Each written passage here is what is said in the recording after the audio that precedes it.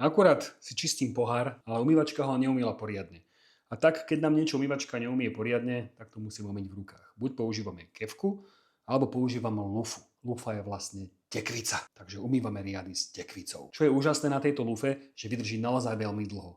Ja tento kúsok používam už niekoľko mesiacov, je to na ňom vidieť, preto som sa rozhodol, že si dnes vyrobím nový kúsok. Ja ju vlastne nejdem vyrábať, ale toto je zvyšok lufy, ktorý mi ostal, bol dvojnásobne dlhý a kúpil som si ho pred 7 rokmi. Určite sa oplatí si ju kúpiť. Jednoducho chytím nožnice, odstrihnem koľko potrebujem,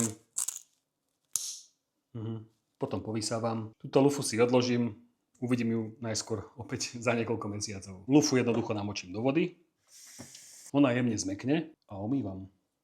Jednoduché. A čo je na nej najviac super je to, že nesmrdí. No a môžeme pár mesiacov veselo umývať. Poznáte lufu? Napíšte mi do komentára. A díky za zhliadnutie a majte sa pekne. Kam idem? Ja ešte vlastne musím pomývať ten pohár. Ako kryštál. A nejedzte zvieratka.